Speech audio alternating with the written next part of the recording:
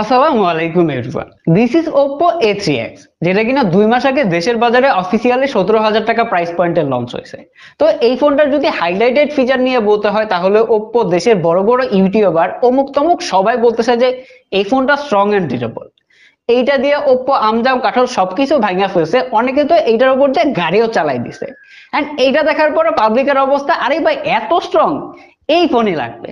কিন্তু নেওয়ার পরে পাবলিকের অবস্থা হচ্ছে যে ভাই এই ফোন কিনে লস খাইছি, ফোন হিট হয়, মাল্টিটাস্কিং এর অবস্থা খুবই বাজে, 6 জেনন এর পারফরমেন্স এত খারাপ কি করে হইতে পারে। এটা ছাড়া গেমিং এর সময় অনেক হিট হয়, ইভেন ফ্রি ফায়ারে আজকে গুলি করলে কালকে গুলি যায়। এইটা ছাড়াও আরো অনেক প্রবলেম আছে যেগুলো লিস্ট সাজাইলে আজকের দিন এইখানে শেষ হয়ে যাবে। তো 2 মাস পরে এই ফোনটা আসলে কেমন চলতেছে, নিজে পার্সোনাল ডিভাইস হিসেবে ব্যবহার করেছিলাম, আসলে এইখান থেকে আমি যা পাইছি ওপ্পোর কাছ থেকে সত্যিকার অর্থে আশা করি নাই। এন্ড এইখানে ওপ্পো যে মার্কেটিংটা করছে, আমার মনে হয় যে এই ভিডিও করলে নেক্সট টাইম থেকে আপনারা এরকম ধোঁকা আর খাবেন না। তো 17,000 টাকা প্রাইস পয়েন্টে এই ফোন কিনলে কি কি ধরা খাবেন, কি কি ভালো দিক পাবেন, সেই সবকিছু নিয়ে আজকের ভিডিওতে জানানো হবে। তাই কোনো রকম কাটাকাটি ছাড়া ফুল ভিডিও দেখে ফেলেন। এন্ড ভিডিও ভালো লাগলে সাবস্ক্রাইব করে নোটিফিকেশন বেল ওপেন করে রাখবেন। অসংখ্য ধন্যবাদ এমএ টেলিকমকে এই প্রোডাক্টটি আমাদেরকে এক্সপিরিয়েন্স করতে দেওয়ার জন্য। তাদের কাছে আপনারা ওপ্পো সহ সকল ব্র্যান্ডের স্মার্টফোন পেয়ে যাবেন। যে কোনো স্মার্টফোন কিনে গেনি বাই রেফারেন্স দিলে আলাদা করে স্পেশাল গিফট এন্ড ডিসকাউন্টও পেয়ে যাবে। তাদের সব অ্যাড্রেস এন্ড যাবতীয় সবকিছু ডেসক্রিপশন বক্সে দিয়ে দিলাম, চাইলে তাদের সাথে যোগাযোগ করতে পারেন। ওকে, প্রথমে ওপ্পোর মার্কেটিং নিয়ে বলি। এই ফোনটার উপর দিয়ে গাড়ি চালায় দিতেছে, হাত থেকে ফালাই দিতেছে, আছাড় দিতেছে, এই কাজগুলো করতেছে। এখন 17,000 টাকার ফোন কিনে আপনি কি আছাড় দিবেন, ইভেন হচ্ছে গাড়ির নিচে দিবেন? আর যদিও গাড়ির নিচে পড়ে, যদি সমান্তরাল জায়গা ছাড়া পড়ে, তাহলে সেই ফোনটা 100% ভাগবে, এটা আমি গ্যারান্টি দিতেছি। সো এইসব মার্কেটিং দিকে ফোন কেনা থেকে বিরত থাকুন। এই ফোনটা plastic build and polycarbonate body, যেখানে দাগ পড়ার সম্ভাবনা রয়েছে। আর এটার যে ক্যামেরা মডিউলটা আছে, এখানে বেশ কয়েকটা দাগ পড়ে গেছে যারা ব্যবহার করতেছে।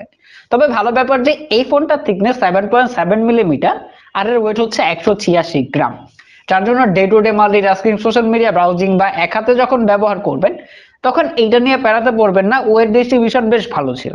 আর এর সাইডে ব্যবহার করা হয়েছে সাইড মাউন্টেড ফিঙ্গারপ্রিন্ট, যেটা এনাফ ফাস্ট এন্ড অ্যাকুরেট ছিল, কিছুটা অ্যানিমেশন দিলে খেয়াল করেছি। এন্ড এইখানে আরেকটা জিনিস খেয়াল করেছি যে IP54 হওয়ার পরে এই ফোনটাতে পানিতে চুবাইতেছে, আরো অনেক কিছু করতেছে। একটা কথা বলে রাখি ভাই, IP54 কিন্তু ওয়াটারপ্রুফ না, এটাতে পানি ঢুকতে পারে। আর যদি পানি ঢুকে সেটার জন্য কিন্তু কোম্পানি ওয়ারেন্টি ক্লেম করবে না। সো এই জিনিসটা মাথায় রাখবেন। এটাতে আপনারা কোনো রকম সেকেন্ডারি নয়েজ ক্যান্সেলেশন মাইক বা এয়ার ব্লাস্টার পাচ্ছেন না, যেটা অবশ্যই মিস করেছিলাম। তার থেকেও কষ্টের ব্যাপার হচ্ছে যে এইটাতে সিঙ্গেল স্পিকার ব্যবহার করা হয়েছে, যেখানে 14 থেকে 15,000 টাকা প্রাইস পয়েন্টে অনেক ব্র্যান্ডই ডুয়াল স্পিকার দিয়েছে। তবে ভালো ব্যাপার যে এটা sound quality enough loud and clear ছিল, তেমন কোনো রকম ঝামেলা হয় নাই। তবে যখন ফুল সাউন্ডে গান শুনবেন তখন কিছুটা ডিস্টরশন খেয়াল করবেন। এটাতে আপনারা দুটি সিমের পাশাপাশি মেমোরি এক্সপ্যান্ড করতে পারবেন, 3.5 millimetre headphone jack and type C port পেয়ে যাচ্ছেন। ডিজাইনটা মেনে নেওয়ার মতো হইলেও এই ডিসপ্লে বারটা আসলে অনেক বড় একটা ছাকা খাবেন, কেননা এইটাতে ব্যবহার করা হয়েছে 6.67 ইঞ্চের একটি IPS HD প্লাস ডিসপ্লে, যার রেজুলেশন হচ্ছে 720x1600 পিক্সেল। আর এর পিপিআই হচ্ছে 264 পিপিআই। 17,000 টাকা প্রাইস পয়েন্টে এখন কিন্তু ফুল এইচডি প্লাস ডিসপ্লে অনেকেই দিচ্ছে। সো এইটা একটা ক্রস কাটিং ই বলা যায়। তবে ভালো ব্যাপার যে এই ডিসপ্লেটা কিন্তু অন্যান্য আইপিএস ডিসপ্লে থেকে একটু বেশি ব্রাইট এন্ড কালারফুল ছিল। কালারটা কিছুটা পপড আপ হয়ে আসে, যার জন্য ভিডিও দেখার এক্সপিরিয়েন্স ভালো ছিল। আর এইটা দিয়ে আপনারা আপ টু 1080p পর্যন্ত ভিডিও দেখতে পারবেন ইউটিউবে। যদি আর ভিউইং অ্যাঙ্গেল নিয়ে বলতে হয়, তেমন কোন রকম নেগেটিভিটি খেয়াল করে নাই। তবে সান্ত্বনা স্বরূপ তারা এটাতে 90 হার্টজের হাই রিফ্রেশ রেট দিয়েছে। এখানে 120 হার্টজ দিলে আরেকটু বেশি ভালো হইতো। এটার যে 90 হার্টজটা ঠিকঠাক মতো পুশ করতে পারে, তবে যখন day to day multitasking social media করতেছিলাম তখন টুকটাক মিসটাসের দেখা পেয়েছি। আর এর যদি প্রোটেকশন নিয়ে বলতে হয় তাহলে দেখলাম যে পান্ডা গ্লাস, তারপরে অবশ্যই আলাদা করে একটা স্ক্রিন প্রোটেক্টর লাগিয়ে রাখবেন। আর ওপ্পো যেটা করতেছে, এটা ডিসপ্লেতে আছাড় দিতেছে, অনেক কিছু করতেছে, তারপর নাকি ভাঙে না। বাট এরকমটা চিন্তা করেন না ভাই, এটা ডিসপ্লে ভাঙছে, হাত থেকে পড়ে ভাঙছে। সো এই জিনিসটা কেয়ারফুল ভাবে ব্যবহার করবেন। আর যদি আর চিন এন্ড বেজেল নিয়ে বলতে হয়, তাহলে আপার চিন এন্ড লোয়ার চিন অনেকটাই বড় রাখা হয়েছে, এটা আর একটু ন্যারো রাখার দরকার ছিল, তাহলে দেখতে একটু বেশি ভালো লাগতো। আর পিক ব্রাইটনেস 1000 নিটস। সত্যি বলতে এটা ব্রাইটনেস নিয়ে কারো কোনো রকম সমস্যা হবে না, ইনডোর এন্ড আউটডোরে ভালোভাবে ব্যবহার করতে পারবেন, এনাফ ভিজিবল। তবে যখন ডিরেক্ট সানলাইটে ব্যবহার করবেন তখন কিছুটা ঝামেলায় পড়বেন। সত্যি কথা ভাই, বিশ্বাস করেন এই ফোনের ক্যামেরা পার্টে এসে আমি অনেক বেশি হতাশ হয়েছি, কেননা 17,000 টাকা দামের একটা স্মার্টফোনের ক্যামেরা নাকি 8 মেগাপিক্সেল, তাও আবার একটাই। আর এই ফ্রন্টে আসলেই পাচ্ছেন 5 মেগাপিক্সেলের সেলফি ক্যামেরা। আর এইটা দিয়ে আপনারা সর্বোচ্চ 1080p 30 fps এ ভিডিও রেকর্ড করতে পারবেন। তো যদি এর পিকচার গুলো নিয়ে বলতে হয় তাহলে এই ফোনটা যদি 10,000 টাকা দামের হইতো তাহলে আমি ঠিকঠাক বলতাম, বাট 17,000-এ এইটার যে আউটপুট সত্যিকার অর্থে ভাই 17,000 টাকার প্রাইস পয়েন্টে ক্যামেরার জন্য এই স্মার্টফোন জীবনেও না। এন্ড এইটা ছাড়াও এর খারাপ দিক হচ্ছে যে এইটাতে আপনারা পোর্ট্রেট মোড পাচ্ছেন না। আরে ভাই ক্যামেরার জন্য একটা স্মার্টফোনে যদি পোর্ট্রেটই না থাকে, আপনি চিন্তা করেন যে একটা স্মার্টফোন কিনছেন কিন্তু পোর্ট্রেট মোডে ছবি তুলতে পারবেন না। আর যদি এর ছবিগুলো নিয়ে বলতে হয় তাহলে বললামই তো 10,000 টাকা প্রাইস পয়েন্ট হইলে ঠিকঠাকই ছিল, ভালো লাইটিং কন্ডিশনে মোটামুটি আকারে ছবি ক্যাপচার করে, লাইটটাও ঠিকঠাকই পায়, যখন একটু জুম করবেন তখন ডিটেলস এর পরিমাণ কমে যায়, আর লো লাইটে গেলে তো যাচ্ছে তাই অবস্থা। পোর্ট্রেট মোড তো দেয় নাই, সো বুঝতেই পারতেছেন।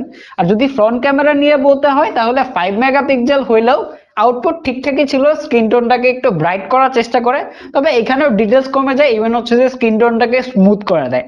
এই জিনিসগুলো আমার কাছে ভালো লাগে না। এখন যদি বলতে হয় 17,000 টাকা প্রাইস পয়েন্টে, তাহলে আমি এর ক্যামেরাকে 10-এর ভিতরে 2 বা 3 দিতে পারি, কেননা এটার আউটপুট সত্যিকার অর্থে ভালো ছিল না, আর সব থেকে খারাপ লাগছে যে পোর্ট্রেট মোড দেয় নাই। এখন ক্যামেরার জন্য স্মার্টফোন কিনলে এটা জীবনেও না ভাই।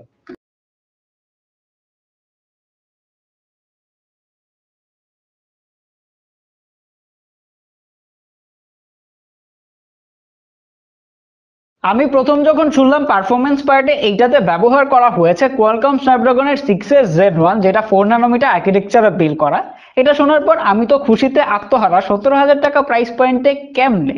কিন্তু কাহিনী আছে, একটু সামনে গেলেই বুঝতে পারবেন।